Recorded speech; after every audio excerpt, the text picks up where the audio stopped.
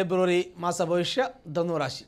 ಧನುರಾಶಿಯಲ್ಲಿರ್ತಕ್ಕಂಥ ವ್ಯಕ್ತಿಗಳಿಗೆ ಏನು ಹೇಳಬೇಕು ಅಂತಂದರೆ, ಇದು ಗುರುವಿನ ರಾಶಿ. ಗುರುರ್ ಗೌರವಂ, ಸಮಾಜದಲ್ಲಿ ಗೌರವ ಮಾನ ವಂದನೆ ಎಲ್ಲವೂ ಸಿಗಬೇಕಾದ ರಾಶಿಯಾಗಿರ್ತದೆ. ಆದರೂ ಕೂಡ ನಮಗೆ ನಾವು ಒಳ್ಳೆಯದಾಗಿ ನಡ್ಕೊಂಡ್ರು ಸಿಗ್ತಾ ಇಲ್ಲ, ಯಾಕೆ? ಇದು ನಮ್ಮ ಚಿಂತನೆಯಾಗಿದೆ. ನಾವು ಒಳ್ಳೇದು ಮಾಡಿದ್ರು ನಮ್ಗೆ ಒಳ್ಳೆಯದಾಗೋದಿಲ್ಲ, ಯಾಕೆ? ಇದು ನಮ್ಮ ಯೋಚನೆಯಾಗಿದೆ.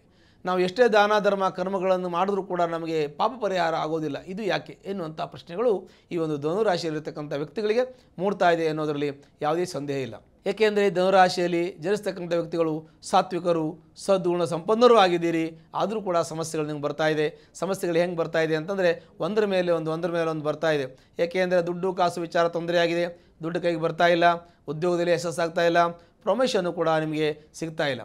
ಈ ಒಂದು ಧನುರಾಶಿಯಲ್ಲಿರ್ತಕ್ಕಂಥ ವ್ಯಕ್ತಿಗಳು ದೇವರು ಧರ್ಮ ಕರ್ಮ ಅಂತ ಎಷ್ಟು ಮಾಡಿದ್ರೂ ಕೂಡ ನನಗೆ ಒಳ್ಳೇದಾಗ್ತಾ ಇಲ್ವಲ್ಲ, ನನಗೆ ಯಾವಾಗ ಒಳ್ಳೇದಾಗುತ್ತೆ, ನಮಗೆ ಯಾವಾಗ ಚೆನ್ನಾಗಿರುತ್ತೆ, ನಮ್ಮ ಜೀವನದಲ್ಲಿ ಯಾವಾಗ ನಾನು ಮನೆ ತಗೋತೀನಿ, ಕಾರ್ ತಗೋತೀನಿ, ಫ್ಲಾಟ್ ತಗೋತೀನಿ, ಮನೆಯನ್ನು ಮಕ್ಕಳನ್ನು ಯಾವ ರೀತಿಯಾಗಿ ಓದಿಸೋದಕ್ಕೆ ದುಡ್ಡು ಖರ್ಚುಗಳನ್ನೆಲ್ಲ ಹೇಗೆ ನಾವು ನಿಭಾಯಿಸೋದು, ಈ ರೀತಿಯಾಗಿರ್ತಕ್ಕಂಥ ಯೋಚನೆಗಳು ನಿಮ್ಮ ಜೀವನದಲ್ಲಿ ನಿಮ್ಮ ಯೋಚನೆಯಲ್ಲಿ ಬರ್ತಾ ಇದೆ.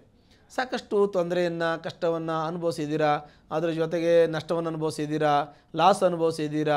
ನಿಮ್ಮ ಬಂಧು ಬಾಂಧವರು ನಿಮಗೆ ತುಂಬ ಕೆಟ್ಟದಾಗಿ ಕೆಲವು ಸಲ ನಡ್ಕೊಂಡಿದ್ದಾರೆ. ನಿಮಗೆ ಅವ್ರಿಗೆ ಸರಿಯಾಗಿ ಮಾರ್ಗದರ್ಶನ ಮಾಡಲಿಲ್ಲ, ನೀವು ಕಷ್ಟದಲ್ಲಿದ್ದಾಗ ನೀವು ಬಂದು ಕೈ ಹಿಡಿಲಿಲ್ಲ. ಇವೆಲ್ಲ ನಿಮ್ಮ ಮನಸ್ಸಲ್ಲಿ ತುಂಬ ನೋವಿದೆ. ಈ ನೋವನ್ನು ಇಟ್ಟುಕೊಂಡು ನೀವು ತುಂಬ ಕೊರಗ್ತಾ ಇರ್ತೀರಾ.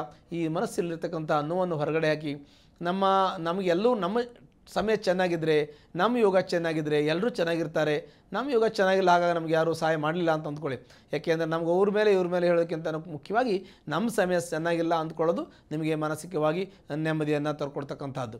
ನೀವು ಆ ಥರ ಯೋಚನೆ ಮಾಡಿ. ತುಂಬ ಸೌಮ್ಯ ಸ್ವಭಾವದವರಾಗಿದ್ದೀರಿ ನೀವು, ಆದರೂ ಕೂಡ ನಿಮಗೆ ತೊಂದರೆಗಳಾಗ್ತದೆ. ನಿಮಗೆ ಕೆಲಸದಲ್ಲಿ ಪ್ರಮೋಷನ್ ಸಿಗ್ತಾ ಇಲ್ಲ, ಮತ್ತು ಬಿಸ್ನೆಸ್ಸಲ್ಲಿ ದುಡ್ಡು ಬರ್ತಾ ಇಲ್ಲ, ನಿಮಗೆ ಟೆನ್ಷನ್ ಆಗಿದೆ, ಒತ್ತಡ ಆಗಿದೆ, ಸಾಲದು ಆಗಿಬಿಟ್ಟಿದೆಯಲ್ಲ, ಸಾಲ ತುಂಬೋದು ಹೇಗೆ, ಬಡ್ಡಿ ತುಂಬೋದು ಹೇಗೆ ಅಂತ ಯೋಚನೆ ಮಾಡ್ತಾ ಇದ್ದೀರಾ. ನಿಮಗೆ ಸಾಲ ಬೆಳ್ಕೊಂಡು ಹೋಗ್ತಾ ಇದೆ. ಸ್ವಲ್ಪಟ್ಟಿಗೆ ಅದನ್ನು ಕೂಡ ಮುಂದಿನ ಸಮಯ ಒಳ್ಳೇದು ಬಂದಾಗ ಅದು ಒಳ್ಳೆಯದಾಗುತ್ತೆ. ನಿಮ್ಗೆ ಒಳ್ಳೇದಾಗಿದೆ, ಎಷ್ಟೋ ಒಳ್ಳೆಯದಾಗಿದೆ, ಚೆನ್ನಾಗಿ ದುಡ್ಡು ನೋಡಿದ್ದೀರಾ, ಖರ್ಚು ಮಾಡಿದ್ದೀರಾ, ಸಾಕಷ್ಟು ದುಡ್ಡು ಮಾಡಿದ್ದೀರಾ, ಖರ್ಚು ಮಾಡಿದ್ದೀರಾ, ಎಲ್ಲ ಮಾಡಿದ್ದೀರಾ. ಆದರೆ ದುಡ್ಡಿನ ವಿಚಾರದಲ್ಲಿ ಈಗ ಸದ್ಯದ ಪರಿಸ್ಥಿತಿ ನಿಮಗೆ ಚೆನ್ನಾಗಿಲ್ಲ. ನೀವೊಂದು ಮನೆ ತಗೊಂಡಿದ್ದೀರಾ, ಕಾರ್ ತಗೊಂಡಿದ್ದೀರಾ, ಫ್ಲಾಟ್ ತಗೊಂಡಿದ್ದೀರಾ, ಎಲ್ಲ ತಗೊಂಡಿದ್ದೀರಾ. ಆದರೂ ಕೂಡ ಕೈಯಲ್ಲಿ ನಿಮಗೆ ನೆಮ್ಮದಿ ಇಲ್ಲ. ಯಾಕೆಂದ್ರೆ ಅವೆಲ್ಲ ಇದೆ, ಕಮಿಟ್ಮೆಂಟು ಹಾಗೆ ಇಟ್ಕೊಂಡಿದ್ದೀರಿ.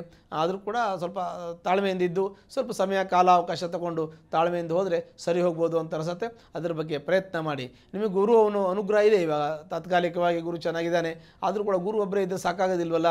ನಮಗೆ ಕರುಣದ ಫಲ ಇರ್ತಲ್ಲ, ನಾನು ಮಾಡಿದ್ದುಣ್ಣು ಮಹಾರಾಯ ಅಂತೀವಿ. ಹಾಗೆ ನಾವು ಏನೇನು ಮಾಡಿದ್ದೀವಿ ಜೀವನದಲ್ಲಿ ಅವೆಲ್ಲ ಒಂದು ದಿವಸ ನಾವು ಊಟ ಮಾಡಲೇಬೇಕು, ಅದನ್ನು ಅನುಭವಿಸಲೇಬೇಕು. ಹಾಗಂತ ನಾವು ತಪ್ಪಿಸ್ಕೊಳ್ಳೋಕ್ಕಾಗೋದಿಲ್ಲ. ಹಾಗಾಗಿ ನಂತಹ ಕಷ್ಟಗಳು ಬರುತ್ತೆ, ತೊಂದರೆಗಳು ಬರುತ್ತೆ. ಅವೆಲ್ಲ ಪರಿಹಾರ ಮಾಡ್ಕೊಂಡು ಹೋಗಬೇಕು. ಹೇಗೆ ಪರಿಹಾರ ಮಾಡ್ಕೊಳ್ಳೋದು ಅಂದರೆ, ಕೆಲವು ದುಡ್ಡಿನಿಂದ ಬರ್ತಕ್ಕಂಥ ಸಮಸ್ಯೆಯನ್ನು ಸಮಾಧಾನವಾಗಿ ತಾಳ್ಮೆಯಿಂದ ಯೋಚನೆ ಮಾಡಬೇಕು. ಕಾನೂನು ಸಲಹೆ ಬಂದಾಗ ಕಾನೂನು ಸಲಹೆ ತೆಗೆದುಕೊಂಡು ಸಮಾಧಾನವಾಗಿ ಯೋಚನೆ ಮಾಡಿ ಮುಂದುವರಿಬೇಕು. ಎಲ್ಲಿ ಕೆಲಸ ಆಗಬೇಕು, ಎಲ್ಲಿ ಆಗಬಾರ್ದು ಅನ್ನೋದನ್ನು ಯೋಚನೆ ಮಾಡಿ ಆ ಹಂತದಲ್ಲಿ ಕೆಲಸವನ್ನು ಮಾಡಬೇಕು, ಯೋಚನೆಯನ್ನು ಮಾಡಬೇಕು, ಪ್ರಯತ್ನವನ್ನು ಮಾಡಬೇಕು.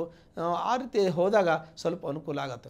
ಮತ್ತು ನಿಮ್ಮ ಮನಸ್ಸು ತುಂಬ ಚಂಚಲವಾಗಿದೆ, ನೀವು ಏನು ಮಾಡ್ತಾ ಇದ್ದೀರಿ, ಏನು ಮಾಡಬೇಕು, ಏನು ಮಾಡಿದ್ರೆ ಏನಾಗುತ್ತೆ ಅನ್ನೋದು ನಿಮ್ಗೆ ಗೊತ್ತಾಗ್ತಾ ಇಲ್ಲ. ಅಷ್ಟು ಮಾನಸಿಕ ಒತ್ತಡಕ್ಕೆ ಒಳಗಾಗಿದ್ದೀರಿ. ದಾಂಪತ್ಯದಲ್ಲಿ ಕಲಹ ಮನಸ್ತಾಪ ಇದೆ. ಮಕ್ಕಳು ಹೇಳಿದ ಮಾತು ಕೇಳಲ್ಲ, ಏನು ಮಾಡೋದು, ಇವ್ರು ಓದಿ ಅಂದರೆ ಓದೋದಿಲ್ಲ. ಹೀಗೆ ನಾನಾ ವಿಧವಾಗಿರ್ತಕ್ಕಂಥ ಸಮಸ್ಯೆಗಳು. ಮಕ್ಕಳು ಚಿಕ್ಕವರಿದ್ದಾಗ ಅವ್ರು ಚಿಕ್ಕವರು ಬಿಡಿ, ಅವ್ರಿಗೆ ಗೊತ್ತಾಗಲ್ಲ ಅಂತ ಬಿಡ್ತೀವಿ. ದೊಡ್ಡವರಾದ್ಮೇಲೆ ಅವರಿಗೆ ಎಲ್ಲ ಗೊತ್ತಾಗಿದೆಯಲ್ಲ, ನಾವು ಹೇಳಿದ್ರೆ ಅವ್ರು ಕೇಳೋದಿಲ್ಲ. ಯಾಕೆಂದರೆ ಅವರ ನಿರ್ಧಾರ ಅವ್ರು ತೆಗೆದುಕೊಳ್ತಾರೆ. ಏಜ್ ಲಿಮಿಟ್ ಅಂತ ಇರ್ತದೆ, ವಯಸ್ಸಿನ ಲಿಮಿಟು. ಈಗ ಚಿಕ್ಕ ವಯಸ್ಸವ್ರು ತೆಗೆದುಕೊಳ್ಳೋ ನಿರ್ಧಾರಕ್ಕೂ ತುಂಬ ವಯಸ್ಸಾದವರು ದೊಡ್ಡವರು ತೆಗೆದುಕೊಳ್ಳೋ ನಿರ್ಧಾರಕ್ಕೂ ವ್ಯತ್ಯಾಸ ಇದೆ. ಏಕೆಂದರೆ ಒಂದು ಅನುಭವದಲ್ಲಿ ಇರ್ತದೆ, ಒಂದು ಅಜ್ಞಾನದಲ್ಲಿ ಇರ್ತದೆ. ಹಾಗಾಗಿ ಅಜ್ಞಾನದಿಂದ ತೆಗೆದುಕೊಳ್ತಕ್ಕಂಥ ನಿರ್ಧಾರ, ಅನುಭವದಿಂದ ತೆಗೆದುಕೊಳ್ತಕ್ಕಂಥ ನಿರ್ಧಾರ, ಅದರಲ್ಲಿ ವ್ಯತ್ಯಾಸ ಆಗ್ತದೆ. ಅದರಿಂದ ಫಲಾಪೇಕ್ಷೆಗಳು ಬೇರೆ ಬೇರೆ ರೀತಿಯಲ್ಲಿ ಬರುತ್ತೆ. ಹಾಗಾಗಿ ಮಕ್ಕಳು ಓದಿಸೋದಕ್ಕೆ ಜಾಗ್ರತೆ ವಹಿಸಿ. ಓದಿಸೋರು ಯಾರಾದರೂ ಇದ್ದರೆ ಅವರಿಗೆ ಫಾರಿನ್ ಹೋಗೋದಕ್ಕೆ ಯೋಗ ಇದೆ, ಹೊರದೇಶಕ್ಕೆ ಹೋಗಿ ಓದೋದಕ್ಕೆ ಯೋಗ ಇದೆ, ಹೊರದೇಶಕ್ಕೆ ಪ್ರಯಾಣ ಮಾಡುವಂಥ ಯೋಗ ಇದೆ. ಕಂಪನಿಯಲ್ಲಿ ಯಾರು ಕೆಲಸ ಮಾಡ್ತಾ ಇದ್ದಾರೆ, ಕಂಪನಿ ಮುಖಾಂತರ ಹೊರದೇಶಕ್ಕೆ ಹೋಗಿ ಅಲ್ಲಿ ಕೆಲಸ ಮಾಡುವಂಥ ಯೋಗವು ಕೂಡ ಧನುರಾಶಿಯವರಿಗೆ ಇರ್ತದೆ. ಕಾರ್ ತೆಗೆದುಕೊಳ್ಳುವಂಥ ಯೋಗ ಇದೆ, ಎಲ್ಲ ಯೋಗಗಳಿದೆ. ಆದರೆ ನಿಮ್ಮ ಕಮಿಟ್ಮೆಂಟ್ ನೋಡ್ಕೊಂಡು ನೀವು ಮಾಡೋದು ಭಾಳ ಉತ್ತಮ. ಯೋಗಗಳು ಯಾವಾಗ ಹೋದರೂ ಸಿಗುತ್ತೆ ಕೆಲವು ಸಮಯ, ಅದು ತಾತ್ಕಾಲಿಕ ಇರತಕ್ಕಂಥ ಯೋಗ. ಅದು ನಿರಂತರವಾಗಿ ಮುಂದೆ EMI ಕಟ್ಟಬೇಕು ನೀವು, ಆವಾಗ ನಿಮ್ಮ ಯೋಗ ಹೇಗಿರುತ್ತೆ ಅಂತ ನಾವು ಯೋಚನೆ ಮಾಡಬೇಕು. ಹಾಗಾಗಿ ಹೋದ ತಕ್ಷಣ ಕೊಡ್ತಾರೆ ಆಗುತ್ತೆ, ಮುಂದಿನ ಒಂದು ಮಾಸದಲ್ಲಿ ಅಥವಾ ಮುಂದಿನ ವರ್ಷದಲ್ಲಿ ಹೇಗಿರುತ್ತೆ ಅಂತ ಯೋಚನೆ ಮಾಡಿ ನಾವು ಮುಂದುವರಿಬೇಕಾಗುತ್ತೆ. ಹಾಗಾಗಿ ಜೀವನದ ಆಗು ಹೋಗುಗಳನ್ನು ಪರಿಶೀಲನೆ ಮಾಡಿ ಮುಂದೆ ಹೋಗೋದು ಮತ್ತು ಮಕ್ಕಳ ವಿದ್ಯಾಭ್ಯಾಸಕ್ಕೆ ಗಮನ ಕೊಡೋದು ಭಾಳ ಉತ್ತಮವಾಗಿರ್ತಕ್ಕಂಥ ವಿಚಾರ. ಈ ಧನುರಾಶಿಯವರಿಗೆ ದೇವಸ್ಥಾನ ಕಟ್ಟುವಂಥ ಯೋಗ ಇದೆ. ದೇವಸ್ಥಾನ ನಡೆಸಿಕೊಂಡು ಹೋಗುವಂಥ ಯೋಗ ಇದೆ. ಅದರ ಜೊತೆಗೆ ಮತ್ತು ಕೆಲವೊಂದಷ್ಟು ಸಂಘ ಸಂಸ್ಥೆಗಳಲ್ಲಿ ಮುಖ್ಯಸ್ಥರಾಗಿ ನಿರ್ವಹಿಸುವಂಥ ಯೋಗ ಇದೆ. ಇವರಿಗೆ IAS IPS ಕೆಲಸದಲ್ಲಿರ್ತಕ್ಕಂಥವರು, KS ಹೀಗೆ ದೊಡ್ಡ ದೊಡ್ಡ ಸರ್ಕಾರಿ ಹುದ್ದೆಯಲ್ಲಿರ್ತಕ್ಕಂಥ ವ್ಯಕ್ತಿಗಳಿಗೆ ಕೆಲವೊಂದಷ್ಟು ಅಡಚಣೆಗಳಿದೆ. ಕಾನೂನು ತೊಂದರೆಗಳು ಕೂಡ ಇರುವ ಸಾಧ್ಯತೆಗಳಿದೆ. ವಿದ್ಯಾರ್ಥಿಗಳಿಗೆ ಅಧ್ಯಾಪಕರಿಗೆ ಸ್ವಲ್ಪ ಮಟ್ಟಿಗೆ ಅನುಕೂಲ ಇದೆ. ಸ್ವಲ್ಪ ಹಠ ಸ್ವಭಾವ ಮಕ್ಕಳಿಗಿರುತ್ತೆ. ಅದನ್ನು ಸ್ವಲ್ಪ ಅವರಿಗೆ ಕುಳಿತು ಬುದ್ಧಿ ಹೇಳಿ ಅವರಿಗೆ ಸಮಾಧಾನ ಪಡಿಸೋದ್ರಿಂದ ಅದು ಸರಿ ಹೋಗುತ್ತೆ. ಅವರಿಗೆ ಕನ್ವಿನ್ಸ್ ಮಾಡಬೇಕು, ಅವರಿಗೆ ಅರ್ಥ ಮಾಡಿಸ್ಬೇಕು, ಸಮಸ್ಯೆಗಳನ್ನು ಅರ್ಥ ಮಾಡಿಸ್ಬೇಕು. ಮಕ್ಕಳಿಗೆ ಬೈಬಾರ್ದು, ಬೈದರೆ ಅವರು ವಿರುದ್ಧವಾಗಿ ಮಾತಾಡ್ತಾರೆ.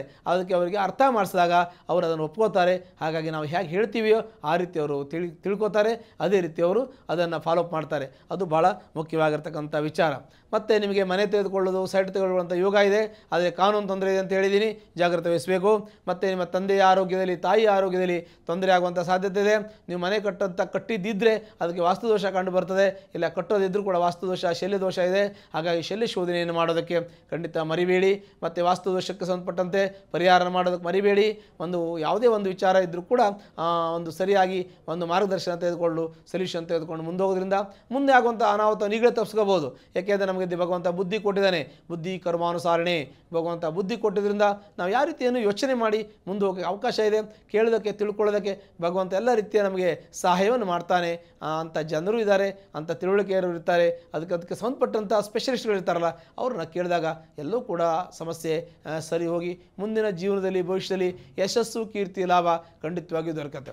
ಅದರ ಜೊತೆಗೆ ನಿಮ್ಮ ಮನೆಯಲ್ಲಿ ಒಳ್ಳೆಯ ಶುಭ ಕಾರ್ಯಗಳು ನಡೆಯುವಂಥ ಯೋಗ ಇದೆ. ಮನೆಯಲ್ಲಿ ಮದುವೆ, ನಾಮಕರಣ ಹೀಗೆ ಬೇರೆ ಬೇರೆ ರೀತಿಯ ಶುಭ ಕಾರ್ಯಗಳು ನಡೆಯುವಂಥ ಯೋಗ ಇರೋದ್ರಿಂದ ಕೆಲವೊಂದಷ್ಟು ಮನೆಯಲ್ಲಿ ಶುಭ ಕಾರ್ಯ ನಡೆದಿದೆ, ಇನ್ನು ಮುಂದೆ ನಡೆಯುವಂಥ ಯೋಗ ಇದೆ. ಹಾಗಾಗಿ ಮುಂದಿನ ಜೀವನ, ಭವಿಷ್ಯ ಉಜ್ವಲವಾಗಿರುತ್ತೆ. ನಿಮ್ಮ ಜೀವನದಲ್ಲಿ ಸುಖ, ಶಾಂತಿ, ಸಮೃದ್ಧಿ ಎಲ್ಲ ಇರಬೇಕು ಅಂದರೆ ಅದಕ್ಕೆ ಸಂಬಂಧಪಟ್ಟಂಥ ಸಣ್ಣ ಪುಟ್ಟ ದೋಷಗಳು, ಅದಕ್ಕೆ ಪರಿಹಾರ ಮಾಡ್ಕೋಬೇಕು. ಹತ್ತಿರಲಿರ್ತಕ್ಕಂತಹ ಈಶ್ವರನ ದೇವಸ್ಥಾನಕ್ಕೆ ಹೋಗಿ ಹತ್ತಿರದಲ್ಲಿ ರುದ್ರಾಭಿಷೇಕವನ್ನು ಸೋಮವಾರ ಮಾಡೋದ್ರಿಂದ ಸರ್ವದೋಷಗಳು ಕೂಡ ನಿವಾರಣೆ ಹೊಂದಿ ಸುಖ, ಸಮೃದ್ಧಿ, ಶಾಂತಿ, ವಸ್ತುವಾಹನ, ಧನಕನಕ ಎಲ್ಲವೂ ಕೂಡ ನಿಮ್ಮ ಮನೆಯಲ್ಲಿ, ಮನಸ್ಸಲ್ಲಿ ನೆಲೆಸುತ್ತೆ. ಶುಭವಾಗಲಿ. ಅನುಕ್ಷಣದ ಸುದ್ದಿಗಳಿಗಾಗಿ ವಿಸ್ತಾರ ನ್ಯೂಸ್ ಯೂಟ್ಯೂಬ್ ಚಾನೆಲ್ ಸಬ್ಸ್ಕ್ರೈಬ್ ಮಾಡಿ. ಹೊಸ ಸುದ್ದಿಗಳ ನೋಟಿಫಿಕೇಶನ್ಗಾಗಿ ಬೆಲ್ ಐಕಾನ್ ಕ್ಲಿಕ್ ಮಾಡಿ. ಲೇಟೆಸ್ಟ್ ಅಪ್ಡೇಟ್ಸ್ಗಾಗಿ www.vistaranews.com ವೆಬ್ಸೈಟ್ಗೆ ವಿಸಿಟ್ ಮಾಡಿ. ಅಂಗೈಯಲ್ಲೇ ಜಗತ್ತಿನ ಸುದ್ದಿ ತಿಳಿಯಲು ವಿಸ್ತಾರ ನ್ಯೂಸ್ ಕನ್ನಡ ಆಪ್ ಡೌನ್ಲೋಡ್ ಮಾಡಿ.